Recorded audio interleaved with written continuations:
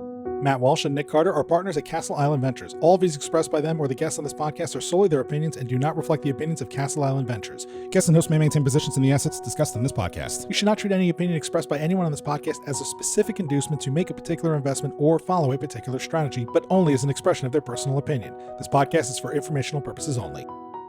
Brought down by bad mortgage investments, Lehman, which has 25,000 employees, will be liquidated. The federal government loans American International Group, AIG, $85 billion. This is a different kind of market, and the Fed is asleep. The federal government is stepping in to stabilize Fannie Mae and Freddie Mac, the two mortgage giants that have been threatened by the housing crisis. The Bank of England has pumped £75 billion more into Britain's ailing economy with a new round of quantitative easing. You print a couple $1 trillion, and all of a sudden, people start to worry. So out of this worry, we have something called the Bitcoin.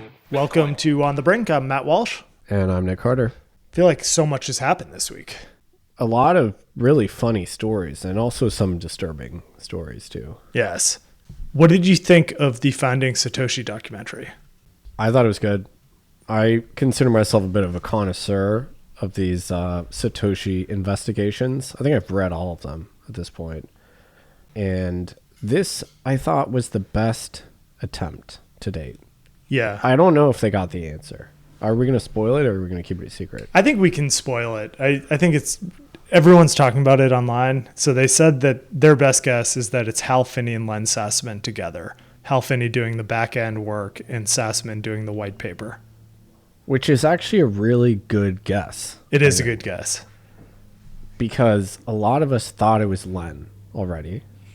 But Len publicly derided Bitcoin. It's a bit strange. Wasn't known to be technical enough or to, I think, have programmed in C++. C++? Whatever it was. Or to have coded on like Windows, I guess.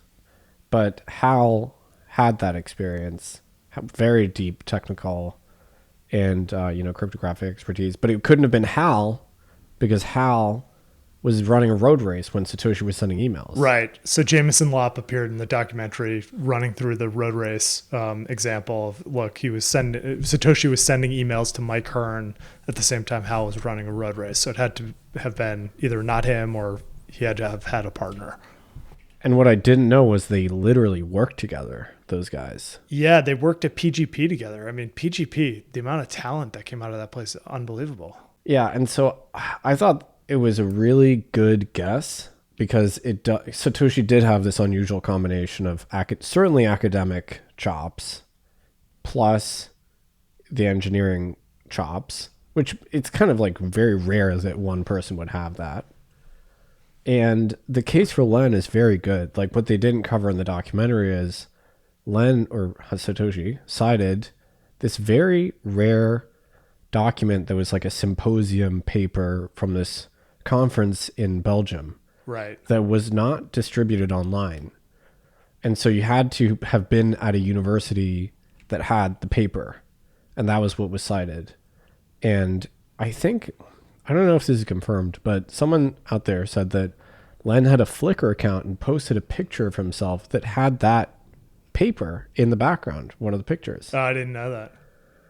So that, I think, is a really strong piece of evidence because it implies that Satoshi was a academic in Belgium, yeah. basically. Yeah. So that's very strong. So the combo is something I'd never thought of before, but is very compelling. I just thought above all else, it was a very well done documentary. It was very touching. The Hal Finney parts were very moving. Yeah. I mean, it's very sad, frankly. I mean, both of these men, we lost them way too early. I mean, Len was in his 30s right. when he died. And Hal, I thought it was so very touching. They interviewed Fran, his widow, who hadn't given a lot of interviews, I mean, for good reason, and Meredith, who is Len's widow.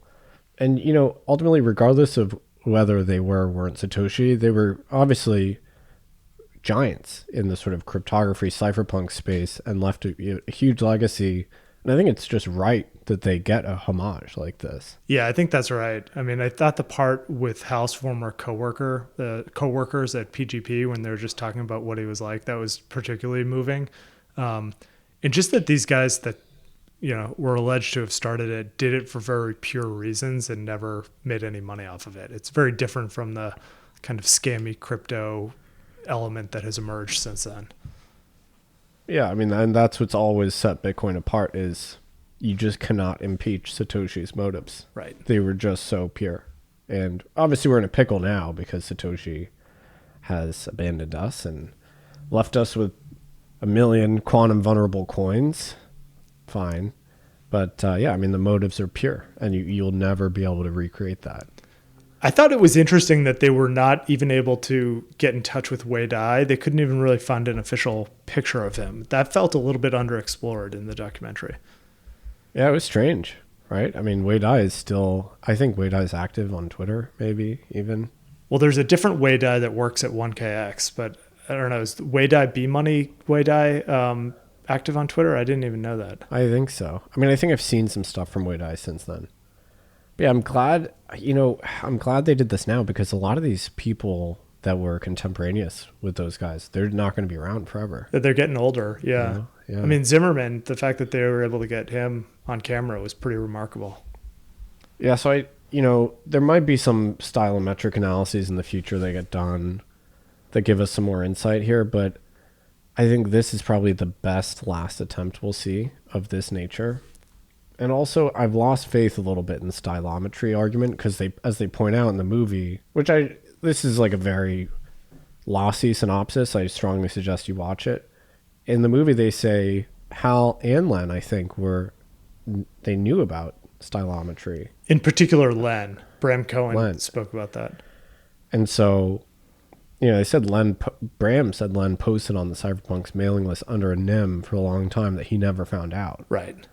So these guys were aware, obviously, of stylometry for de-anonymization. They could have, in theory, been adversarial in that respect. So, basically assuming that people would take a look at their writing in the future to try and de-anonymize them. So it kind of stands to reason that these experiments with stylometry have not worked. Right. Well, I would highly recommend everyone buy it and watch it this weekend. I think it's one of the rare, documentaries about crypto that's actually well worth it.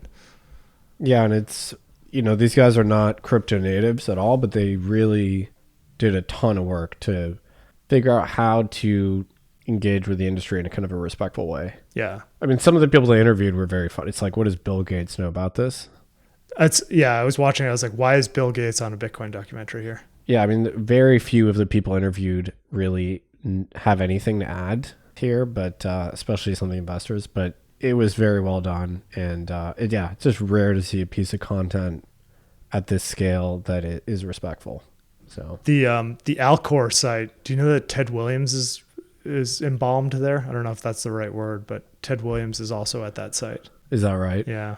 Yeah, I don't know how I feel about that, but like the cypherpunks and the extropians have some kind of overlap. Right? I didn't realize that there were multiple extropians in the cypherpunk movement. I thought it was just Finney that kind of believed that he could get brought back to life. Yeah, and if you ever read Finn Brunton's book, I think it's called Digital Cash. Have you read that one? No. It's actually one of the lesser known books about kind of the origin of the cypherpunks and Bitcoin. He explicitly makes that connection, like, well, part of the reason cypherpunks wanted this kind of electronic money was because they planned on coming back to life in the distant future, and they wanted an asset that they could return to. And so that's and Finn appeared in this documentary too. Where do you put the keys? You got to go find them when you return, unless you can memorize them, I suppose. Yeah, and I mean, it's not going to work because they didn't plan for quantum. They didn't quantum upgrade. Yeah, I mean, it's a shame. Should have left instructions or something. That's tough. All right, well, moving on. Castle Island content. I sat down with Brandon, the CEO of Meow, talked about banking AI agents. Very exciting what they're doing over there with Meow. Your AI agent can now have a bank account. Meow has really been on top of it, with first going to kind of like the high yield checking during the banking crisis and gaining a ton of market share in that capacity, then moving on to stablecoin support before basically any of the fintechs were doing it, and now being a first mover on banking AI agents. Yeah, these AI agents, man, they're going to be able to spend money and they're going to be able to control the world and hack everything, it seems like. So a couple deals here before we get into the news. First up, Hata, That is a crypto exchange in Malaysia. They raised $8 million from Bybit. Then it's Kraken, the cryptocurrency exchange. They have acquired Bitnomial. Bitnomial is a CFTC licensed derivatives exchange. This is a deal for up to $550 million in cash and stock. Congrats to Luke and the Bitnomial team. Yeah, really cool to see. Congrats to those guys. Next up, Kaio, K-A-I-O. That's a purpose-built blockchain for RWAs. They raised $8 million from Tether, Systemic Ventures, Further Ventures, and Laser Digital. Then it's BetHog, which is a crypto-native online casino. They raised $10 million from Rockaway, Will Ventures, Six-Man Ventures, and others. Cluster Protocol is a decentralized AI protocol. They raised $5 million from DAO5 and Paper Ventures. All right, so should we get into this KelpDAO situation? Yeah, you know, an uncomfortable feeling is when a crypto protocol that you've literally never heard of gets hacked to the tune of hundreds of millions of dollars and kind of ruins the party for everyone. And that's what happened this week. Yeah, I mean, do I want to even attempt to explain what happened here? I guess I'll try. So there's something called KelpDAO. This is a liquid restaking protocol on Ethereum, mostly used for looping, kind of like retail, yield seeking behavior. They had an attack vector with layer 0, which is the bridging infrastructure that allows you to move tokens from one blockchain to another. They had apparently hired layer 0 to run this bridging infrastructure, and that was the point that was hacked by the North Korean government. Now, what ended up happening was the attacker printed a bunch of KelpDAO tokens. Aave, the largest DeFi lending protocol, got stuck with bad debt as a result of that. So they basically printed a bunch of tokens, put it into Aave, were able to withdraw other assets, Ethereum, stable coins. Is that basically your understanding of the attack? Yeah, that's it. Yeah, because if you can trick the Aave protocol into thinking that you have genuine collateral, then you can withdraw real money. Right. Which is what the attackers did. And it seems like KelpDAO was using effectively a one-of-one multi-sig via layer 0's infrastructure. So a lot of finger pointing. You can point fingers at any of the parties here, actually. But the net effect is Aave has some bad debt. I don't know how that's going to be resolved. Arbitrum was able to freeze about 70 million worth of ETH here and rescue it, causing people to yell at them for not being decentralized. And DeFi as a whole has taken a massive hit. People are kind of re-underwriting the risks, looking at the kind of risk return profile, the risk premium, basically deciding that the tail risks here, because this is not the only recent hack, the tail risks here are so material that the rates they're being paid to lock to LP on a DeFi are not worth it. So, huge mess. I will add, it's not necessarily, we don't know for sure that it was North Korea. So, I actually did a podcast that'll come out tomorrow. Won't spoil it, but our guest claimed that it actually probably wasn't even North Korea. Really? How would they? I thought that the address clusters were compatible with prior North Korean hacks. Well, we don't know for sure. Yeah, huge mess and lots of lessons to be learned. The Arbitrum Security Council, which is a kind of a very funny, like self-aggrandizing name, they did freeze 70 million worth. And now we're sucked into this debate as to whether DeFi is worth it if it's all freezable, or maybe we should be freezing more. I think, look, if North Korea is hacking stuff, freeze all day long. I don't want to hear any of these arguments about, we need to be pure. And like, this is a security council. It was a 9 of 12 group of people that had to come together. It wasn't like there's just one person that shut it off. We should be trying to freeze everything that North Korea gets. Yeah, it's kind of ironic because part of the issue was the insufficiently large multisig. Of course, the one of one. Right. So you do and then a lot of these funds went through Thorchain, right? Which has a very big multisig and is basically not freezable. Many people are upset about that. But it's kind of like, well, it's a blessing and a curse to not be able to freeze. So now there's just a big debate. I mean, DeFi isn't really DeFi if every transaction can be questioned by some authority. I think there's just bigger questions here. Number one is, you kind of pointed this out, is are these yields that are attracting people to DeFi actually worth it? Are you getting paid enough for the risk? I think very clearly the answer is no. The vulnerabilities here would warrant you getting compensated a lot more than what you're getting compensated. The second thing I'm curious is just whether or not these institutions that are pushing into DeFi, offering these yield-bearing accounts, will they continue to do that? When you can have kind of a socialized loss on Aave due to no fault of your own, that's a bad position to be in. Yeah, that's exactly it. I mean, what we need is more diligence from the DeFi protocols themselves over what assets they list and support. Because if you're listing 30 different assets and each of them has a 5% chance of being hacked in a given year, altogether, now you have a very high probability of something going wrong.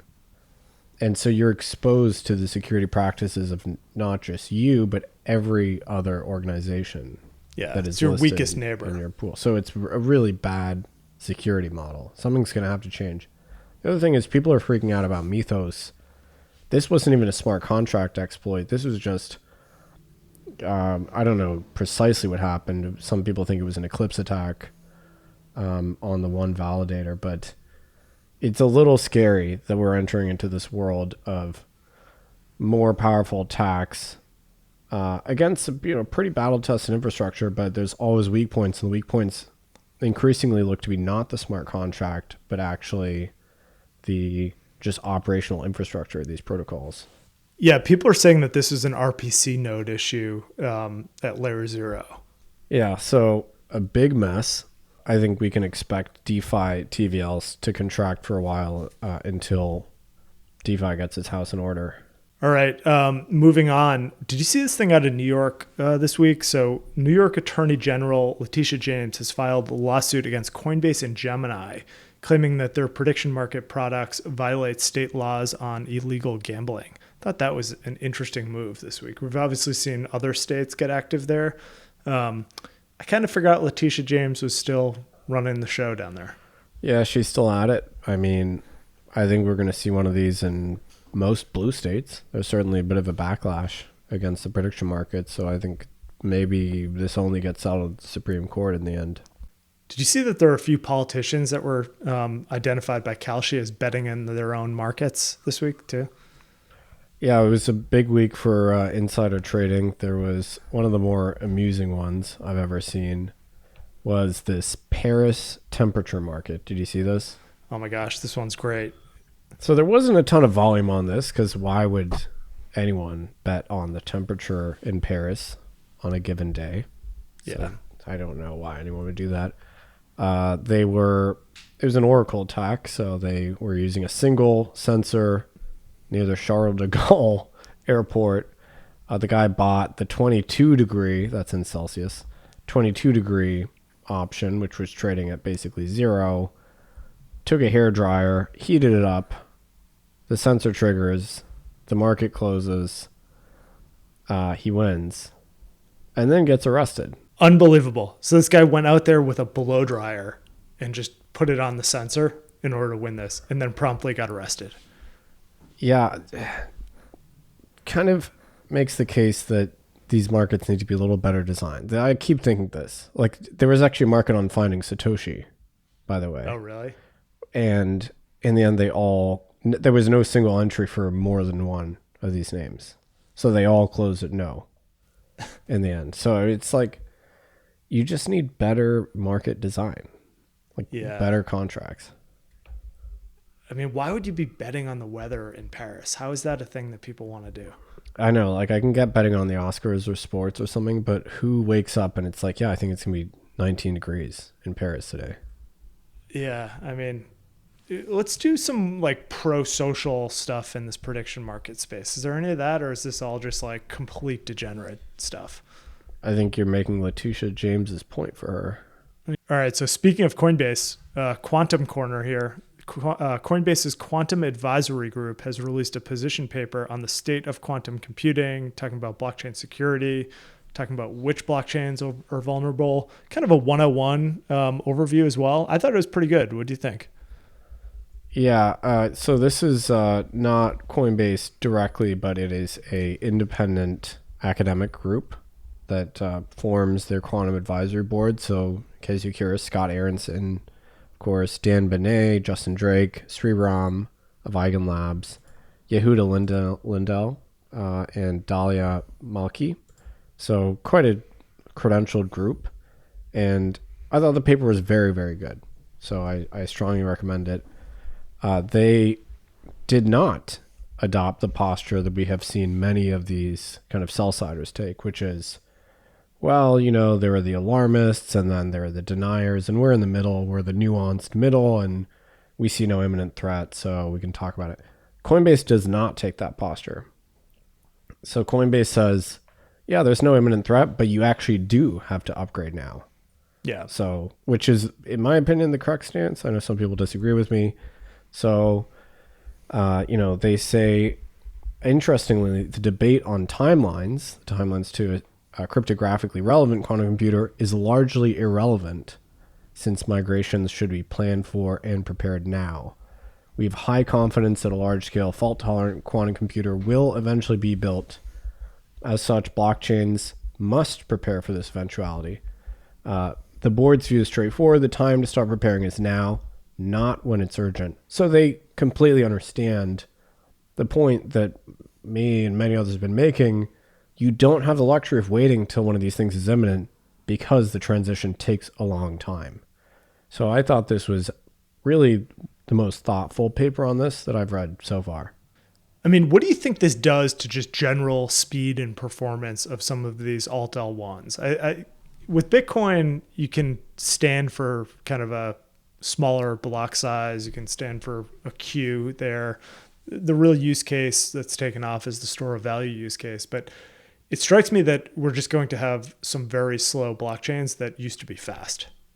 Yeah, I think, unfortunately, I don't want this to happen, but I think because blockchains have different trade-offs that they deliberately explore between safety and performance, you're going to get a fragmentation of standards. So Bitcoiners are very skeptical of lattice-based cryptography, which is a newer, but not really that new cryptography. And I was talking to someone that does this outside the crypto context. They help organizations prepare for the post-quantum world.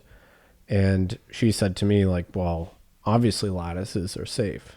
Like, everyone thinks that. But the Bitcoin devs don't. Yeah. So there's an extra level of paranoia in Bitcoin land, so they want to use hash-based signatures, if anything. Ultra safe, extremely bulky. There's tricks you can do to make them smaller, but the tricks add enormous amounts of complexity. So it may be the case that Bitcoin signatures go from 60 bytes to 10 or 50 kilobytes, and we just have to eat that, which is a big problem. Do you think it's just the case that we haven't had enough eyes on these post-quantum signature schemes, that we haven't really tried to optimize them and make them fast, and we'll have similar progress that we had with traditional elliptic curve signature schemes? Yeah, I think we can find efficiencies. Like some Bitcoin devs have, they took a look at Sphinx and they came up with shrimps, but there's a big trade-off there in terms of implementation complexity. So it could be the case that we get more optimized versions for Bitcoin. But what I think is going to happen is, yeah, Bitcoin will probably add this at some point, but I don't think it'll be lattice-based. I think it'll be hash-based. Meanwhile, other blockchains can't accept a performance degradation like that because they're not like Bitcoin, and they'll go for Falcon or lattice-based or newer types of post-quantum algorithms which are emerging, which there are some more experimental ones. And so now we're going to get this fragmentation where previously the whole industry was kind of on elliptic curves and the implementation assumptions were standard and it was clear how you could do MPC and things like that. And I worry that we are now, because blockchains have different priorities, we're going to get this explosion of standards. And the wallets are going to have this absolute nightmare trying to reconcile them and keep everything safe. And that it might be the world that we end up in. Yeah, I think you're probably going to end up with these orchestration level companies that try to help these custodians integrate into the various schemes. But it seems like this could also push some of these blockchains towards more centralized implementations just to not be as slow. Yeah, so I don't know what's going to happen, but I completely agree with Coinbase. The upgrade process has to start now. You see Sam Bankman-Fried elected to withdraw his motion for a new trial. He said he didn't think he would get a fair hearing from New York's Judge Lewis Kaplan. So it's been funny to see the portfolio of things that Sam invested in fraudulently has now continued to grow. So Anthropic is worth $1 trillion. I think he did a seed investment in Cursor. Oh yeah, Cursor. They put $200,000 into a $400,000 pre-seed round there, and that Cursor announced this week that what they have given Elon Musk the option to buy that company at $60 billion post SpaceX IPO. Yeah, so Sam is making the case that he made some very prescient investments that, I don't know what the case is. He's not a fraudster. I mean, he still broke the law in making those I stole all the money, but I made some good investments with it. I think Amy Wu probably did a bunch of those deals though, right? That was like the argument that Martin Shkreli made. Yeah, like I kind of embezzled funds that were earmarked for one thing, but I ended up making money in other ways. So it's not a crime. It's still a crime, unfortunately. It's still a crime, Sam. So it is a tragedy in a sense, though, that Sam really was a generational investor. Or at least he oversaw an organization that appeared to have a lot of talent on the investing side. Yeah, I mean, right place, right time, right access, like deep in the EA community. That's where a lot of this AI stuff came out of. And I think his portfolio would have been worth something like $120 billion. I think it does reflect badly on the trustees, actually. I mean, they sold these things at fire sale prices and sort of got people's monies back, but not really. Yeah, I mean, if you have that much demand to buy your Anthropic shares at that level, you should take a step back and actually ask yourself if you're running a comprehensive process.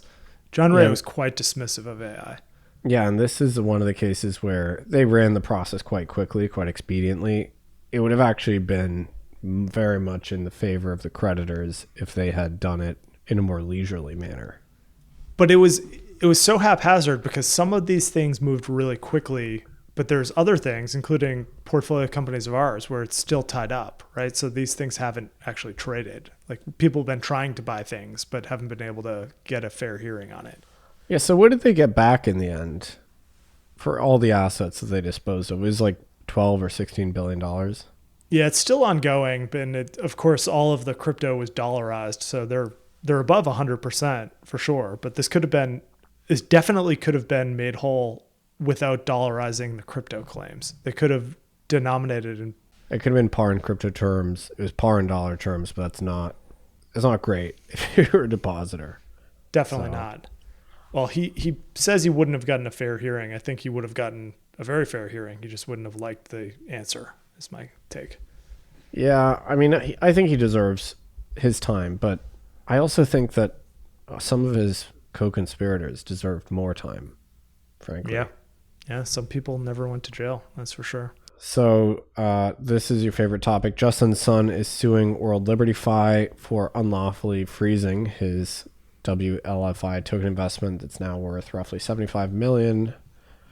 Eric Trump and World Liberty Fi dismissed the claims as entirely meritless. I'm actually sympathetic to Justin Sun for once. Wow. Believe it or not. Is that the first time those words have ever been said on this podcast? I hate to say it, but I think Justin Sun has a point. I don't think you should be allowed to arbitrarily change the vesting terms just because you don't like one of your investors. Does this mean that Justin Sun needs to go to California and stand in a courtroom in order to get a hearing on this? Is he allowed to be in the U.S.? I mean, anything's possible in this day and age. Yeah, well, I'll continue to not really track this story. I'll just let you cover that. But speaking of Tron, Tether has frozen $344 million worth of Tether on Tron. What's your best guess on who this belongs to? So this was flagged by U.S. authorities for being associated with illicit activity. The rumors I'm seeing are that it was IRGC affiliated, which we had anticipated would be the case, actually. So now that Iran's economy has started to collapse and they're very much sanctioned, it was very foreseeable that they would move not to Bitcoin, but to stablecoins, of course. And there actually is a vibrant set of crypto exchanges in Iran. That's a very real thing that exists. And there's, of course, all these Hawala and OTC brokers in the Middle East. Although I assume that noose is tightening a little bit as the UAE is not friends with them anymore. But yeah, I mean, the rumors I've seen are that this is RGC, but nothing confirmed. There was another interesting story regarding Tether and Iran this week. Did you see this? This was the boat incident. What exactly happened there? Yeah, so you might have seen there was audio of a tanker captain released of the captain effectively begging the RGC boats to not fire on his ship. And he kind of said, well, they'd paid the toll. Why are you shooting at me? And it's looking, this is Fat Man Terra who's rumoring this, but it's looking like the ship may have fallen victim to a crypto scam. No way. So someone, they paid money to another criminal. Yeah, someone fraudulently represented themselves as the RGC toll authorities. They pay the toll. They expect they'll go through unmolested. They get fired upon by the Iranians that never received a payment. And yeah, this whole mess takes place. That is a bad feeling to be that ship captain, to realize that you paid however much you paid to the wrong person. Yeah, so I mean, you'd have to have the OPSEC of a crypto fund manager if you are running a tanker in the Strait of Hormuz. Ugh, that's brutal. That's a tough one. Double whammy. So did the ship get just torpedoed? Like, what happened to it? They eventually turned around. And so they got shot at a little and turned around. Sheesh. So MicroStrategy had another big week, $2.5 billion worth of Bitcoin purchases since the last time we recorded this podcast. This STRC product is just on fire for these guys. This is the largest preferred out there, period, in all of capital markets. Yeah, I guess public preferred. Preferred. So Bitcoin's gone up a lot recently, so they have kind of bought themselves more time. The whole STRC situation, it's more a matter of the rate of change. So basically they can buy a lot of this, but not an unlimited amount, because there's only a finite amount of MSTR common that they can use to monetize to pay the dividend. However, if Bitcoin goes up a lot, it sort of like is a mini bailout. Yeah. So they've kind of reset the clock here. Well, that's the whole business plan, right? I think they have something like 18 months of cash on the balance sheet right now to service these dividends. But, price of Bitcoin goes up, they're going to be in a lot better spot. Yeah. So a lot of premature announcements of Strategy's death. They live to see another month. What'd you make of the Kalshi announcement that they're moving into launching crypto perpetual futures on the platform? Yeah, I mean, it makes sense. They have a big consumer base, and every financial brokerage wants to be the everything app. Although it seems like they're competing a little bit with their own partners here, because there's a lot of brokerages working with them that they're now competing with. Don't you think perps are just much more popular offshore where you can really lever them up? I just don't think you're going to be able to offer these like 10x products in the US. Yeah, I think people just like the form factor of perps now. I mean, I've seen traders trading equities on perps where you could easily do it in the regular way. Yeah. But so they prefer to trade tokenized equities on perps because they just understand that market structure better. All right, some odds and ends this week. Wall Street Journal had a big article on New York Stock Exchange, how a 233-year-old Wall Street institution went all in on crypto. So it was pretty good. I mean, New York Stock Exchange does seem to be all over this in terms of doing partnerships. So you got to give them a lot of credit there. Yeah, I mean, especially the Polymarket deal. I mean, there's not a lot of Wall Street firms that aren't doing something in crypto now. Yeah, at this point, I think everyone but State Street has done something, right? Goldman have surprised me over how much they've flirted with crypto over the years and then ultimately not done anything. Well, they have the desk, right? They have the desk. They're doing stuff with Canton. Like they're at least doing stuff. But the largest custodian other than Boney, I think, is State Street, and I don't think they have anything. And then they have one of the largest asset management firms with SSGA, and they also have not done anything. Yes. Speaking of a asset manager that has done things with crypto, Fidelity, of course, Fidelity Digital Assets, they had a great report this week called Getting Off Zero, Evaluating Bitcoin in 2026. Getting off zero, yeah. That's like, the price of the crypto assets in 25. Like now not zero anymore. So we'll put this in the show notes. Quite a good report. All right, so I think that's it for the week. There's a lot of stuff going on outside the industry that, sports related that I just don't really want to talk about. The draft is tonight. Is it tonight? It is or tonight. tomorrow? Day one of the draft is tonight. I don't really know what's going to happen in the draft. Yeah, I mean, as a Patriots fan, the draft doesn't ever really matter that much.